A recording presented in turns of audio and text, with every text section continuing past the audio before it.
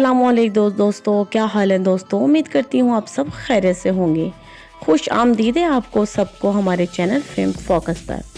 आज हम आपके लिए लाए हैं एक बहुत ही इंटरेस्टेड और मज़ेदार वीडियो। जी हाँ, आज हम बात करने वाले हैं बॉलीवुड की सबसे हसीन, दिलकश और बासलाहियत अदाकारा कतरीना कैफ के बारे में।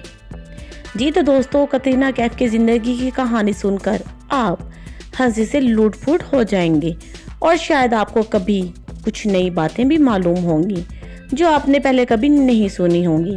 तो चलिए वीडियो का आगाज़ करते हैं और जानते हैं कि कतरीना कैफ की ज़िंदगी के मज़ेदार और इंटरेस्टिंग किस्से क्या हैं। जी तो दोस्तों, कतरीना कैफ एक बरतानवी अदाकारा हैं जो हिंदी ज़ुबान की फिल्मों में काम करती हैं। भारत में सबसे ज़्यादा मुआवजा लेने वाली अदाकारों में से एक हैं, जो कि 3 फिल्म फेयर्स के लिए 4 स्क्रीन अवार्ड्स और 4 जी साइन अवार्ड्स समेत तारीफें मिली हैं। इसके अलावा इसकी अदाकारी को बहुत सी पजियारी मुख्तलिफ है, लेकिन वो अपने एक्शन फिल्मी किरदारों में और अपनी रक्स की सलाहियत के लिए बहुत ज़्यादा मशहूर हैं। हांगकांग में पैदा होने वाली कतरीना कैफ 3 साल तक लंदन मुंतकिल होने से पहले कई ममालिक में मुकीम थी। उसने पहले अपनी मॉडलिंग असाइनमेंट 9 उम्री में हासिल की और बाद में फैशन मॉडल के तौर पर अपना कैरियर शुरू किया। लंदन में एक फैशन शो में भारतीय फिल्म साज केजाद कसदाद ने उसे योम 2003 में कास्ट किया, जो कि एक अहम और तिजारती नाकामी थी।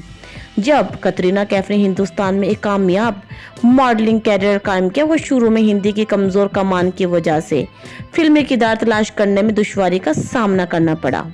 फिर इसके अलावा तेलुगु फिल्म 2004 में नजर आने के बाद कतरीना कैफ ने बॉलीवुड में रोमांटिक कॉमेडी की फिल्म में मैंने प्यार क्यों किया से तिजारती कामयाबी हासिल की। 2005 और नमस्ते लंदन 2007 मजीद कामयाबी ने बॉक्स ऑफिस पर कामयाबी फिल्मों का एक सिलसिला शुरू किया, लेकिन इन्हें इनकी अदाकारी बार बार अदा करने वाले किरदारों और मर्दों की अक्सरत वाली फिल्मों की तरफ माइल होने की वजह से तनकीद का निशाना बनाया गया। जी तो दोस्तों, सनसनीखेज फिल्म न्यूयॉर्क 2009 और रोमांटिक कॉमेडी मेरे बरदार की दुल्हन 2011 में कैफ की परफॉर्मेंस को बेहतर पिजारी मिली, जिसने बेहतरीन अदाकारा के फिल्म फेयर अवार्ड के लिए नामजदगी हासिल की। इसका कैरियर अजब प्रेम की गजब कहानी 2009 में, राजनीति 2010 और जिंदगी ना मिलेगी दोबारा 2011 में किरदारों के साथ आगे बढ़ा और उसे एक था टाइगर 2012, धूम 3 2013 में एक्शन थ्रिलर में बड़ी तिजारती कामयाबी मिली और इसके अलावा उन्होंने बैंग बैंग 2014 और इसकी दहाई की सबसे ज्यादा कमाई करने वाली हिंदुस्तानी फिल्मों में शामिल थी।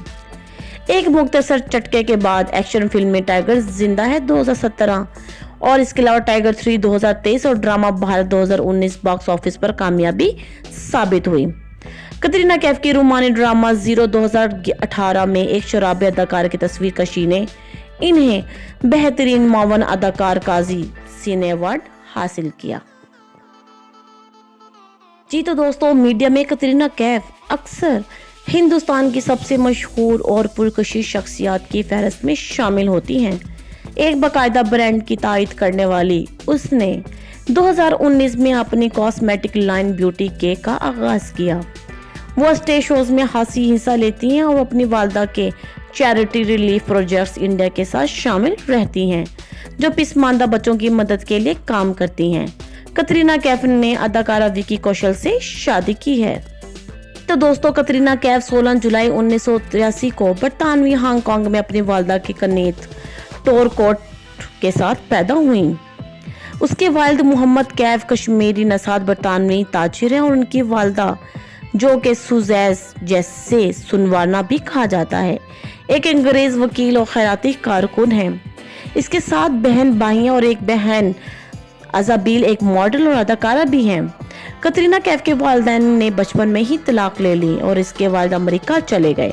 उसने कहा कि उसके वालिद का उस पर या इसके बहन भाइयों पर कोई असर नहीं था जब वो बड़े हो रहे थे और ये कि उनकी परवरिश उनकी माँ ने ही की थी। 2009 में दी इंडियन एक्सप्रेस के साथ इंटरव्यू में उसने कहा कि वो अपने वालिद के साथ राब्ते में नहीं थी। नस्ली तौर पर कतरीना ने कहा कि वो 100% हिंदुस्तानी है। जी तो दोस्तों, फिल्म इंडस्ट्री के कुछ लोगों ने कतरीना कैफ के वालिदैन के बारे में सवाल उठाया है। मुंबई मिरर के साथ 2011 के एक इंटरव्यू में बॉम्ब प्रोड्यूसर आयशा शराफ ने कतरीना कैफ पर अपनी तारीख गढ़ने का इल्जाम लगाया। हमने इसके लिए एक शिनाख्त बनाई, वो एक खूबसूरत अंग्रेज लड़की थी और हमने उसे कश्मीरी बाप दिया और उसे कतरीना काजी कहने का सोचा। हमने सोचा कि हम उसे सामीन से जुड़ने के लिए कोई हिंदुस्तानी नस्ब देंगे, लेकिन फिर हमने सोचा कि काजी सहाबी मजहबी मोहम्मद कैफ सबसे ऊपर हैं और हमने कहा कतरीना कैफ वाकई बहुत अच्छा लगता है। कतरीना कैफ ने उसकी तरदीद देते हुए शरोफ के तबसरों को तकलीफदा करार दिया। इस तरह हुआ कि कतरीना कैफ की वालदा एक समाजी कारकुन है। इसके लिए खानदान मुख्तलिफ वक्तों के लिए मुतअद्दिद ममालिक में मुंतकिल हुआ। इसलिए कतरीना कैफ और इसकी बहन भाइयों को ट्यूटर्स की एक सीरीज के जरिए घर पर ही पढ़ाया जाता था। वो कहती हैं कि हमारी परवरिश में तब्दीलियां थीं। हांगकांग से जहां मैं पैदा हुई थी, चीन भर में जापान और जापान से बजरिया कश्की फ्रांस, फ्रांस के बाद स्विट्जरलैंड और मैं मशरकी यूरोपीय ममालिक को काट कर रही हूँ, जहां हम थे सिर्फ चंद महीनों के लिए। फिर उसके बाद हम बेल्जियम चले गए और फिर वहीं हवाई गए और जो कुछ भी अरसा था, और फिर हम लोग लंदन चले गए। इसके बाद कतरीना कैफ का कहना है कि वो हिंदुस्तान जाने से पहले 3 साल तक लंदन में मुकीम थे। 14 साल की उम्र में कतरीना कैफ ने हवाई में एक खूबसूरती का मुकाबला जीता और अपनी पहली मॉडलिंग असाइनमेंट को जेवरात की महम में हासिल किया। इसके बाद उसने लंदन में पेशा वराना मॉडलिंग की, फ्रीलांस एजेंसियों के लिए काम किया और लंदन फेसबुक में भी बाकायदगी से दिखाई गई। इस अरसे के दौरान उसने पहली बार हिंदुस्तान का दौरा किया, जब एक ईसाई दोस्त ने उन्हें वहां जाने का मशवरा दिया।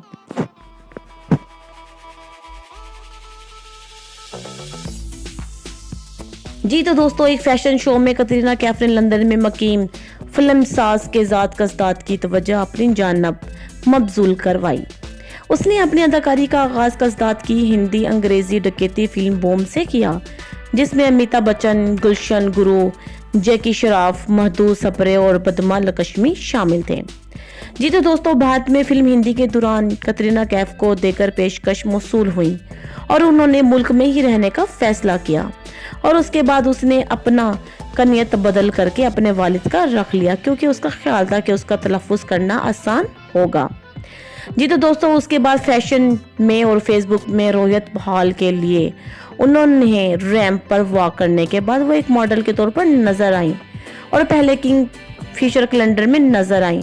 कोका कोला, एलजी, फ्यूकबॉल और सैमसंग जैसे ब्रांड की तौसीक करने के बाद कतरीना कैफ ने जल्द हिंदुस्तान में एक कामयाब मॉडलिंग कैरियर कायम किया और उसके बाद वो मशहूर होती हुई हमें सबको नजर आई।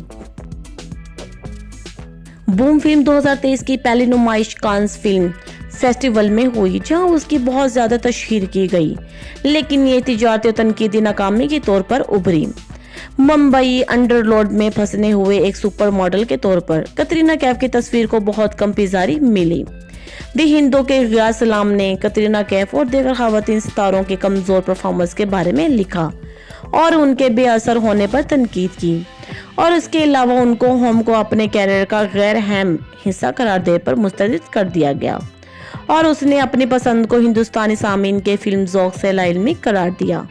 और उसके बाद हिंदुस्तान टाइम्स ने इतला दी कि बॉम्ब की रिलीज के बाद कतरीना कैफ को उसके खराब हिंदी और मोटे बरतानवी लहजे की वजह से बंद कर दिया गया है और इसके नतीजे के तौर पर फिल्मसाज उसे अपने फिल्मों में कास्ट करने में हिचकिचाने लगे। फिर उसके बाद कतरीना कैफ ने जल्दी हिंदी क्लास के जरिए अपने इंडक्शन पर काम करना शुरू किया। 2023 में हदायतकार महेश भट्ट ने कतरीना कैफ की जगह तारा शर्मा को साया में लाया, क्योंकि उन्होंने उस किरदार के लिए ऑडिशन के मुकाबले में सेट सबसे पहले और सबसे बार भी उन्होंने कतरीना कैफ की अदाकारी को पाया।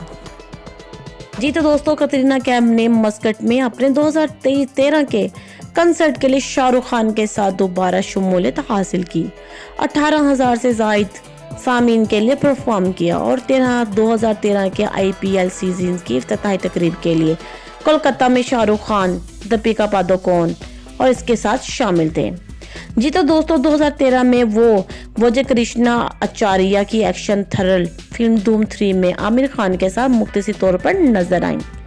एक सर्कस अदाकार के तौर पर अपने किरदार की तैयारी के लिए उसने पीटल्स, फंक्शनल ट्रेनिंग और हवाई बट्टे का 1 साल तवील तरीका इख्तियार किया। फिल्म को मुतज़ाद जायजे मिले और कतरीना कैफ को एक अहम किरदार अदा करने पर तनकीद का निशाना बनाया गया।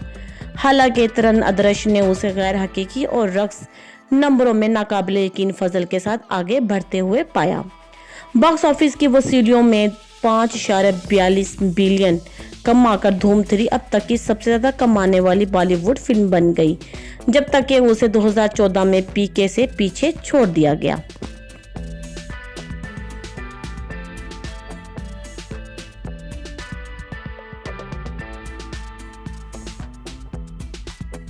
जी तो मेरे प्यारे दोस्तों, कतरीना कैफ की अगली शक्ल सदाहात आंदन की बैंग में थी।